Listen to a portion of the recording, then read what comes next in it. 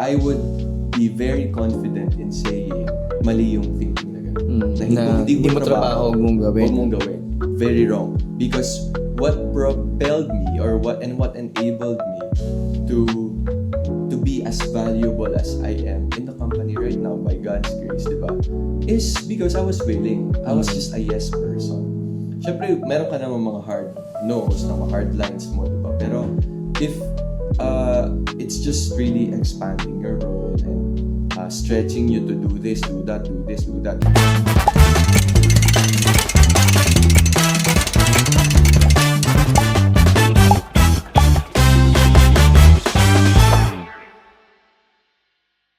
Hi guys! Welcome to another episode of A Day in the Life of an IE, and we're still here in this podcast interviewing mga fellow IEs natin about their career journeys so that the younger IEs can learn more about the opportunities that await them. And in this particular episode, we are going to be peeking into a day in the life of an IE as a business development senior manager in the F&B hospitality industry with none other than Engineer Joshua Disena. So, hi Joshua. Good afternoon. Ayan. So, welcome to our podcast. And dun sa line of podcast that we operate and maintain, returning na siya. Pero yung una niya is with Kapihan with Sir Lex. Kapihan. With Sir Lex. Yes, noong pandemic. Pandemic pa yun. Yes. And sabi ko nga, bata pa siya noon. Oh, grabe. Bata pa rin naman ako. Correct. Yan. Ayan. So, welcome back to the podcast natin na to. Thank you. And this time, syempre, mas magpo-focus naman tayo dun sa pagiging IE or yung IE career journey mo. So, yan. Alright. So, let's jump straight into knowing more about ano yung naging journey mo as an IE. Yan. Okay. So, thank you, Sir Lex, for the invite. Grabe, nakaka-refresh talaga pagka going back to IE because marinig naman nila later, medyo hindi na purely IE yung role ko ngayon. Pero still, of course, the discipline is deeply ingrained. So, yun, I started my journey as a demand and supply planner for Mondenisin. So, I did all of their brands except for one. Lucky me. Ganun. So, yun lang yung na-miss ko. How many product lines do they So, have? I've handled 22 brands. Ang dami. Okay. Oo. Except for... Except for Lucky Me. 22 when I counted. So, sabi ko, this is really amazing. But, to be very honest, sir. So, when I was in college kasi, 1-2 hours yung biyahe ko every day. And then, I just wanted to rest. So, yung napili kong work is just maybe 10 minutes away from my house. Oh, wow. 5 minutes. Pero ang objective ko talaga doon, sige na nga, para lang makapag-work. Ganyan. Kasi pagod na ako magbiyahe. Until, grabe naging blessing na nga yung company na yun. Kasi it's exactly how I want to start my journey. So it's really a lot of economics. In our office, out of siguro mga 10 planners, 12 planners, dalawa lang yung hindi IE. Dalawa lang hindi industrial engineer. So, yung office namin became an extension of PIIE. Kasi iba-iba kaming university. Okay. So, puro IE. So, yung role is part of supply chain. Supply chain. Okay. Yep. Kasi ngayon yung mga younger IEs, mas gusto nila yung supply chain role. chain. So if you're part of the Pinoy IE na online, yung community natin, if you're reading through, which started nung pandemic, di ba? So, sobrang daming gusto yung ganyang, supply chain. Oo. So you stayed for that particular company for 4 years. 4 years, pero sobrang daming categories. And sub-segments of planning. So technically, meron kang demand planning, meron kang supply planning, meron kang materials planning. Ang daming discipline within planning because you're essentially the unit that runs the day-to-day of the company. So one mistake can really be very costly. I remember when I was new, 6 months in, one of the planners had a major mistake and it cost the company 300 million pesos. Wow. And then I made a very similar mistake. Kung ika-count ko, siguro mga naka 90 million pesos akong Grabe. mistake. So paano yun kapag ganon? When you, commit those mistakes? What would be the I just always remind myself, it's not just me. No, it's also a matter of systems. Kasi syempre sa Pilipinas hindi naman talaga automated the planning systems. Even though yung aming mga naging coaches, so we brought in a lot of experts talaga when the company went public. So the audience may have heard about the biggest public offering or IPO offering in the history of the Philippines back then was Mondenisin. And the preparation for that public listing, nasa center talaga si planning. So, grabe yung pinagdaan ng transition kasi we had to elevate from a family-run company to becoming a publicly listed company. So, the systems have to be in place. But back then, there was not a lot of systems in place. So, we kind of became the unit that transformed the thinking of the company. And I say that with confidence kasi every month we present to management, to the executives every month, even as a fresh grad. And then every month we are getting the inputs from sales, marketing, finance, and then ibababayan to supply chain na, okay, production, ito yung sinabi ng marketing na ibibenta nila, can you do it? Ganyan. And then yung from production, may warehousing naman. Correct. From warehouse, yung total naming volume this month is gonna be this. Can you supply the trucks? Can you supply can your distribution center run the whole thing? Ganyan. So even transportation. Transportation. So it's really the entire system. Kasi forecast eh. So everything about the company runs on the forecast. Finance, marketing, Yung projections and all the estimates. We are the owners of the forecast. Tatlo kaming tao. Tatlong demand planner sa Mondenisin runs the forecast for the whole company. So yung tatlong tao na naghahati-hati for each of the category or brands. We segmented the categories into parang 3 major buckets. Yung local brands, so nandun yung Lucky Me, Nissin Wafer, yung mga etc. Ganyan, dami. And then, after a while pala, minove na din sa akin. So, yung nagkaroon ng bagong category when I came in, called the bakery mega category. So, nandun si Skyflakes, Nissin Wafer, nandun si Mond Mamon, nandun din yung Monde Bread. So, lahat ng parang nasa line ng breads. Lahat ng binibake. Okay. Which is half of the business or close to half of the business of Mondenisin. Pinagsama-sama, daming brands. So, and then, meron ding mga imported brands like beverage. Some are also mga binibili namin from a supplier like Mamasitas. But we distribute. So, yun, naikutan ko lahat except Lucky Me. But okay lang naman. Kasi the discipline is there. So, yeah, talking about discipline, you mentioned about the parang the demanding workload din, syempre, yung ima-manage mo and all that, ng mga resources of someone who's in the demand planning or in that particular position. Now, how yung mga natutunan mo sa IE help you navigate through these functions and roles? So, a common misconception, syempre pag IE, di ba, inaaral mo yung tools and all. At saka may subject naman tayo. May subjects tayo talaga. Dami nating naikutan, time and motion. Is the very basic of it all. Tapos dami ng naaral na tools. Ang dami kong kilalang IE. Nobody uses all of it. I mean, I could barely identify IEs who use it. Okay. It's more the discipline of thinking. Na because we are trained or we have been trained to think like end-to-end systems people who understand na okay, ito pala, everything runs on systems. The interconnectedness of things. Yun yung tinuro ng discipline eh. Because of the subjects. And syempre, dami nating math, di ba?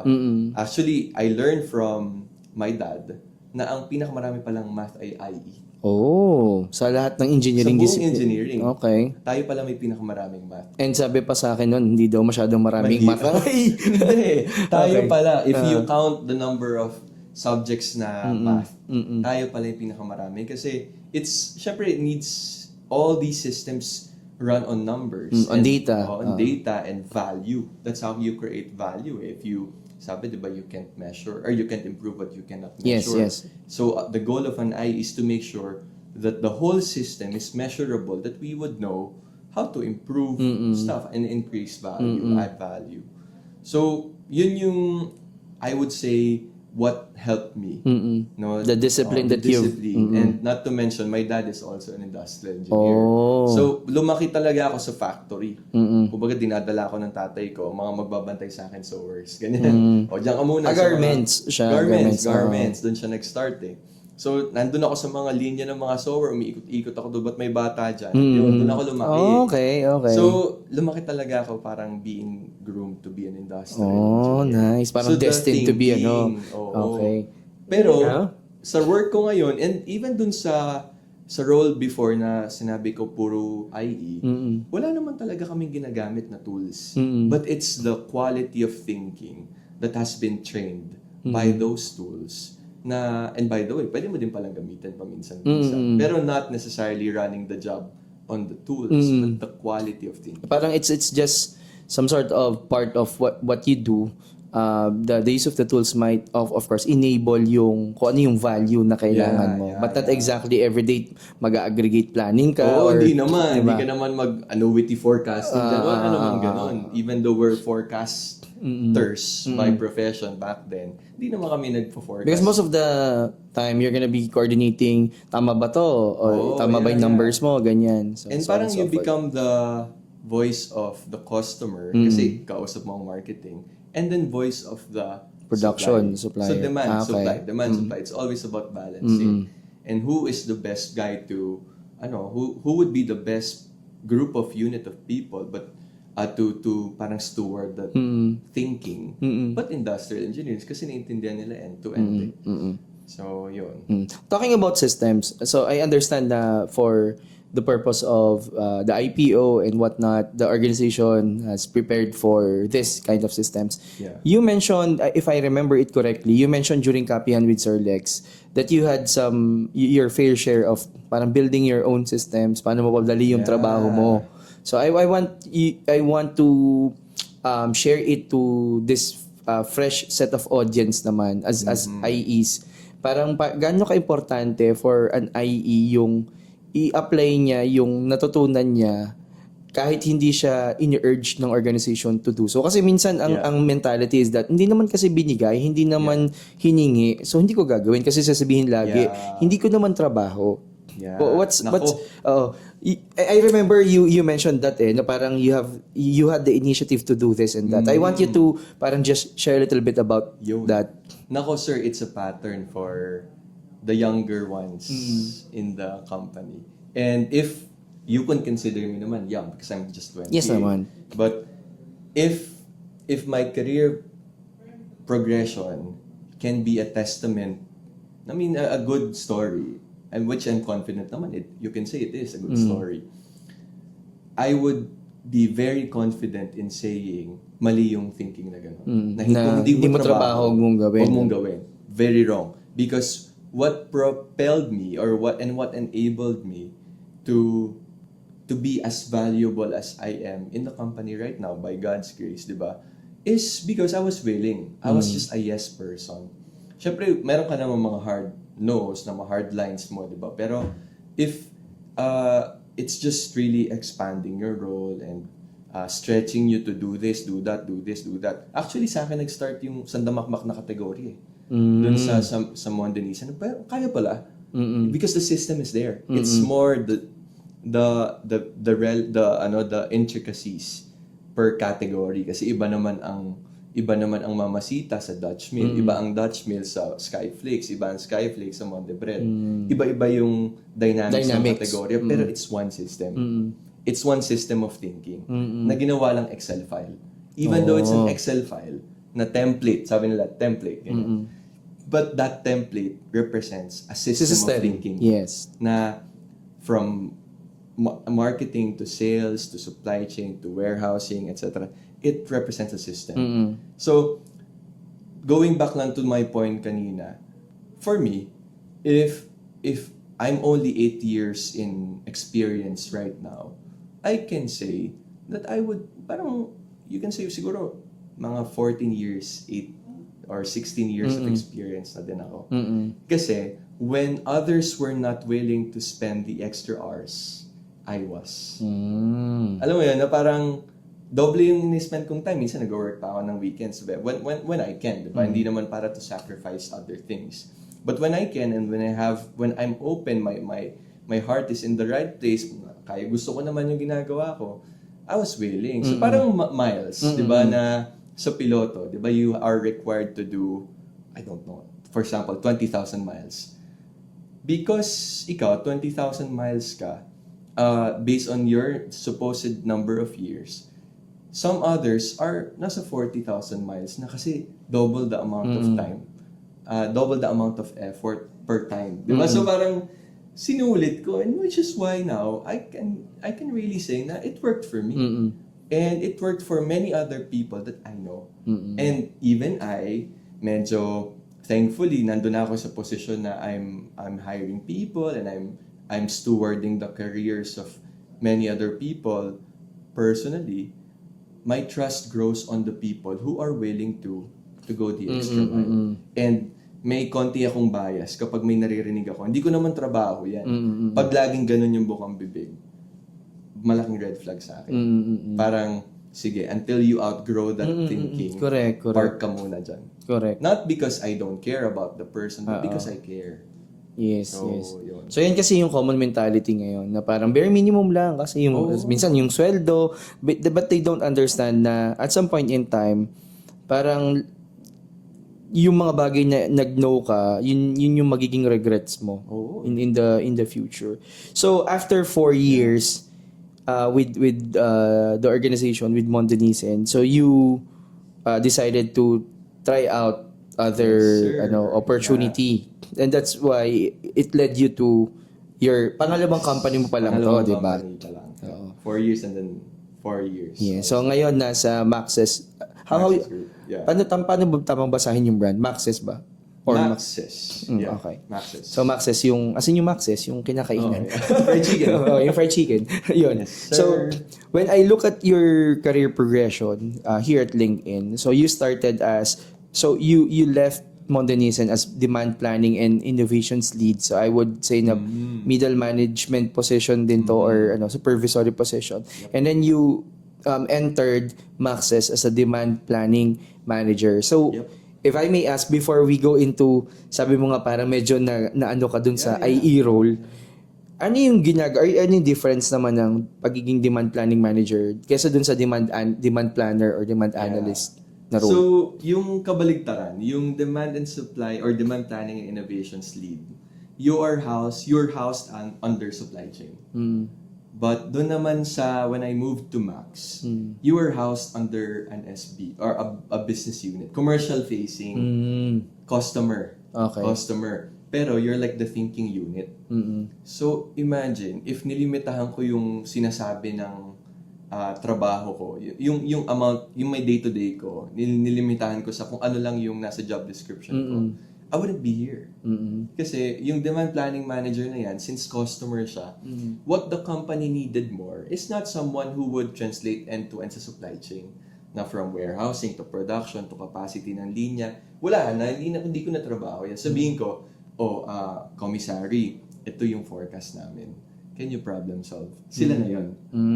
Dito kasi, kasama ko sa problem solving sa Mondenisen. So parang integrated yung end-to-end, yung Mondenisen. Dito, you represent the customer. So, medyo, mas demanding ka kasi customer ka eh. Kasi you're representing them, no? Oo. So, their requirements. Yeah, oo. And you cannot constrain your customers. I mean, your company, your business unit, kasi you represent the customer. Parang kino-constrain mo yung customer. No. Pag ganon. Ita-champion mo yung customer. So, parang sabi ko, paano ba to? Kakaibang kakaiba. Mas madali, honestly. Mas madali. Kasi hindi ko naisipin, kaya nyo ba? Kaya nyo ba? Hindi. Sabihin ko, ito yung kailangan namin. So, parang kailangan Go around it. Oo. Go bahala. Pagplanuhan nyo. So, nung hawak ko yan, eventually, because you're like the guy who knows numbers the best, maybe equally with finance, ang isang missing link sa amin, anong pansin ko, is analytics. Integrated analytics. Na parang, ito yung sandamakmak na managers ng Max. Nasa older generation, more tenured, more experienced na generation. Kasi it's an old brand It's an 80-year-old brand. 80-year-old restaurant group.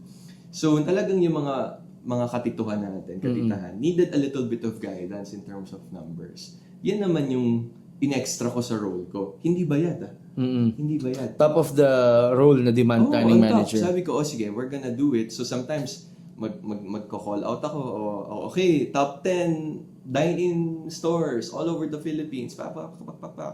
Top 10 in delivery. Chak. Congratulations, guys. Ganon. Para kang... So this is based on the performance measures or metrics na ginagamit. Sa sales lang. Sales lang. Pero it may not be part of the role, but it added value more. So, yeah. Thank you for sharing that. I'm just curious. So, in the system or in the organization, there was no particular function or unit that cover that? No. Okay. From scratch talaga. Everything from scratch. So, since sabi ko, hawak ko na din naman yung benta, sige nga, tayo, magda-dashboards tayo and all that. Isa-celebrate natin yung mga winners. Nice. We will help the organization think. Improve its quality of thinking. I-elevate natin. But it's not part of my job. So sabi ko, if I chose not to do that, it wouldn't have positioned me for who I am now. And yung analytics na yan, still, on the second job, on the second expansion of my role, medyo na-bore na din ako. Kasi technically, pang 23rd brand ko na lang ang Max I've handled kasi 22 na. Before. So, if I do the same thing, mas madali pa yung ginagawa ko, it would have been my 23rd role. And then, I felt so empowered. Alam ko yung mga ginagawa ko. And then, kasi, same thing And then, inimbitahan ako mag-marketing. So that's why in this after your demand planning manager na stint, so ang nakalagay na dito is your marketing manager role. Yes, sir. And then once you got the invite, you said yes. Immediately. Kasi nga Pero you're finding kasi you're finding some challenge. Oo, parang sabi ko, hindi na ako nag-challenge. Not to brag about anything, but it's just really my 23rd brand. And siguro yung systems kasi that you built from the first 22 brands, inadapt mo na lang dun sa 23rd. So it's like more of the scale and the complexity, but the system is just the same. Yes, okay. Yes. So yung marketing manager, what happened? Yun. So our former president back then, who was my boss, kasi when our COO left, he had to step in as COO, is a chemical engineer.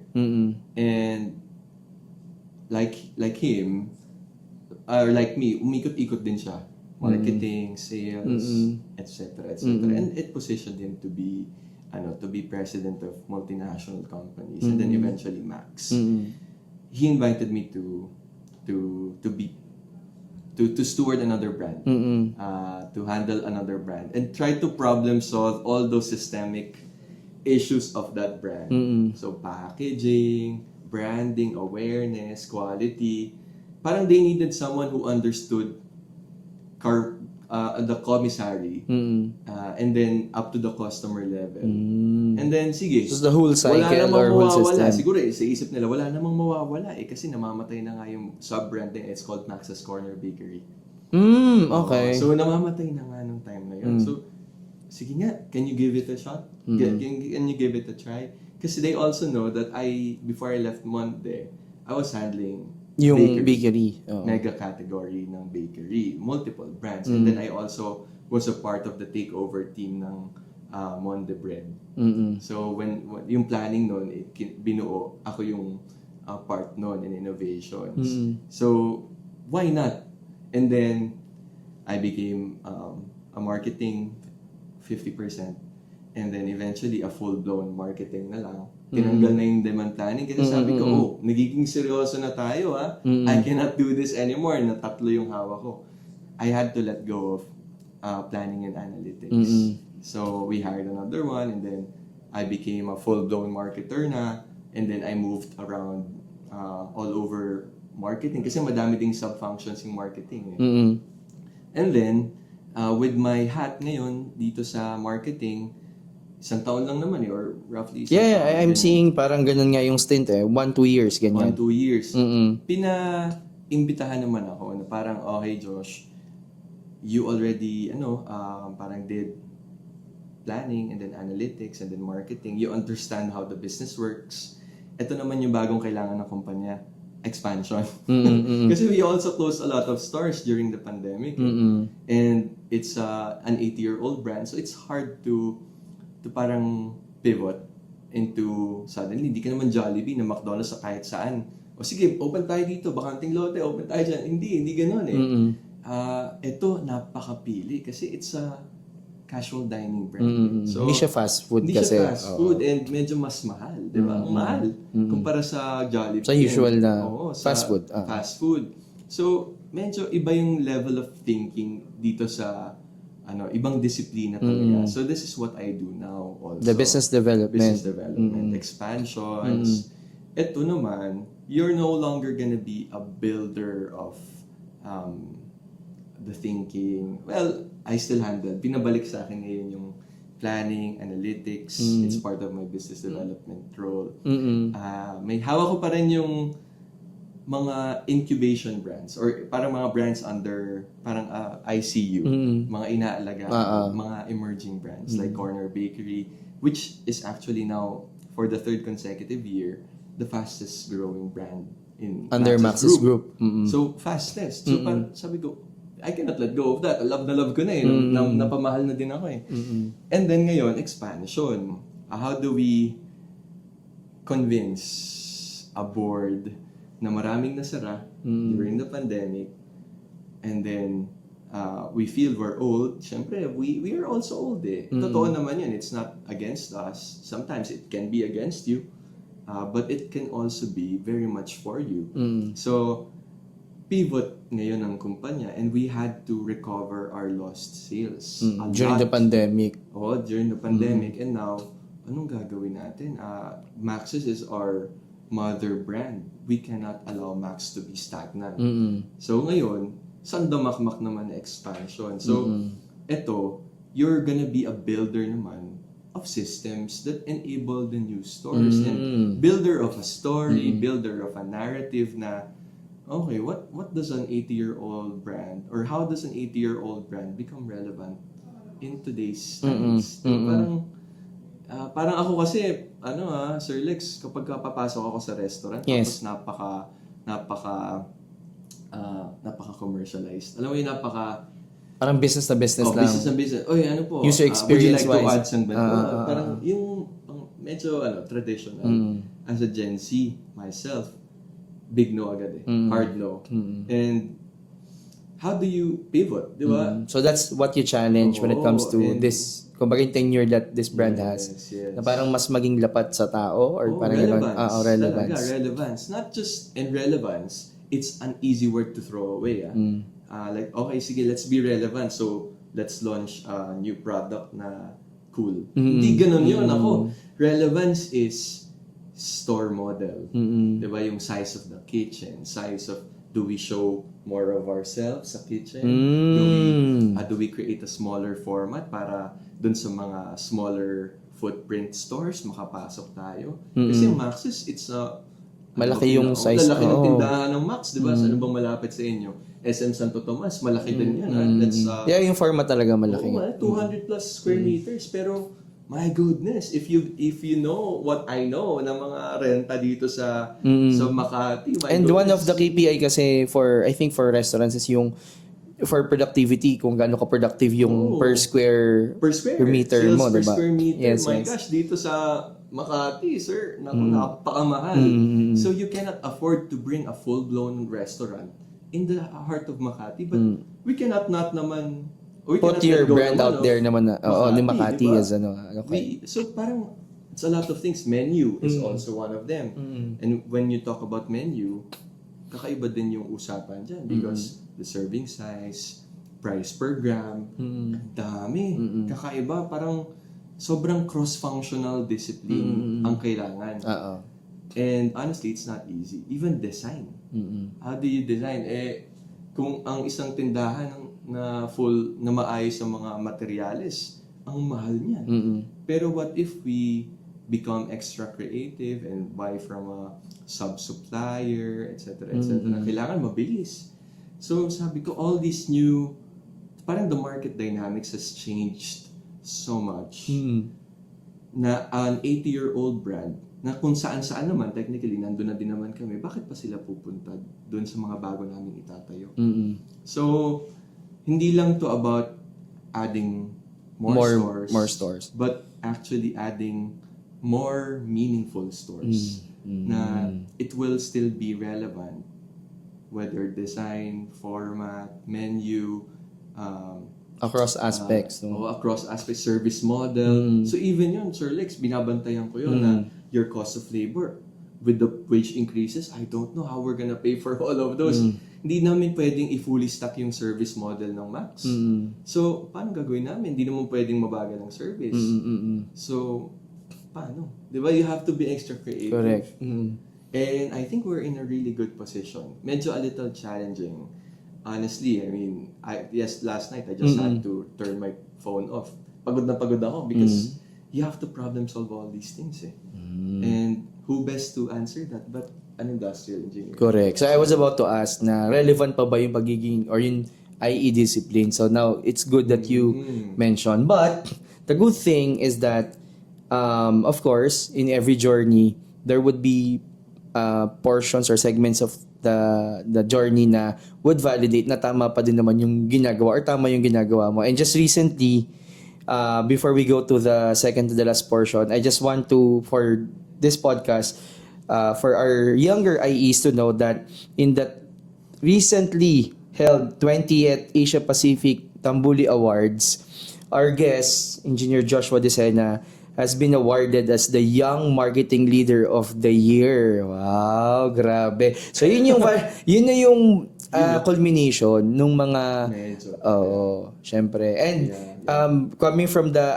Pinoy IE community, congratulations. You've been such a pride ng community natin. So yan. So, thank you for sharing all of this, things, paano naging relevant yung IE na background mo to the positions that you've handled by far in 2 companies, in the last 8 years. Yan. So, before we go to asking you your parang advice or call to action to the younger IEs, meron lang kami ditong tinatawag na IE pit stop. So, this is like similar to what is being done during mga fast talk. Yan, kung familiar ka sa mga fast talk na Yes. So wait lang So these are 10 questions lang and so just try to answer to the best that you can or to as fast as you can. Sige po. So again, this is IE Pit Stop with Engineer Joshua Desena. So 10 questions. Merong may pamimilian, merong open-ended, at meron ding fill in the blanks. Okay? So, ready ka na ba, Joshua? Bahala na, sir. Okay. Question number 1, is IE your first choice? Yes. Okay. What's one IE tool you can't live without? Oh my gosh. It could be a methodology, an approach, or a subject. System thinking. Okay. Excel, Power BI, or AI? Hindi na ako marunong Power BI. Excel pa din. So what's the biggest waste or source of inefficiency that you see in most of the organizations today? Yeah, labor inefficiency. Which IE skill has helped you the most in your career? IE skill. Systems thinking. Yeah. If you could improve only one process in the world, what would it be? Education. Yeah. Sige. Next question. What's one thing IE students should start doing today? Invest in relationships. Relationships. So, relationships, ano din niya, professional relationships. Yeah, both. Both, okay. In general. Sige. Which industry do you think offers the most opportunities for IEs right now? Is it F&B or Baka something hindi. else? I would say, why not construction? Okay. Yeah, I've met some few IEs in the construction. In one word, what makes a great industrial engineer? Ability to help make people's lives better. Oh, wow. Yeah. And last, complete the sentence. Industrial engineering is blank. Wow, hirap naman. Is a discipline of thinking. Discipline of thinking. So IE is a discipline of thinking. So thank you, Joshua. So it has been IE Pit Stop with, of course, Engineer Joshua Desena. So now, we are in the part of the podcast wherein I would be asking you, ano yung mabibigay mo na parting words for this episode dun sa mga younger IEs or mga fellow IEs na parang gustong sundan yung track mo or gayahin na mapunta sa ganyang role or function? So I learned from a coach, from a former boss, these 3 principles: brains, socials, and power. Now you have to have the brains, you have to have the socials, and then you also have to have power or influence. But I would say bitin. Of course, it still serves the job, but could have been more, deeper. I would go BSP, CC, or CV pala, CC, CV. Brains, socials, power, character, and values. Because we are in very difficult times. Our generation will grow up with a much difficult time solving the problems of the world. The ones or the principle that will help us all go through these things would be trust. And who I would trust more is not someone who has the best brains, best socials, best power. I would trust the guy that has the best character, the best values. So if you happen to have those 5 things intact, wow, you're gonna go places talaga. So brains, socials, power, character, and values. I think naman yun, yes. kay Lord, Yeah. diba? I think very relevant yun, especially with the landscape of work and the technology that we are in right now. So, thank you so much, Engineer Joshua Desena. Joshua, ayan. And congratulations to you. And yan po, it has been a day in the life of an IE as a senior manager for business development in an F&B hospitality industry. So, maraming salamat for being in the podcast. Thank you. Yan po. So, if you enjoyed watching this podcast, share this to your IE friends and comment down below kung ano po or sinong type or anong type ng function and industry ang gusto nyong interviewin namin next. So, see you on our next episode. Bye! Thank you!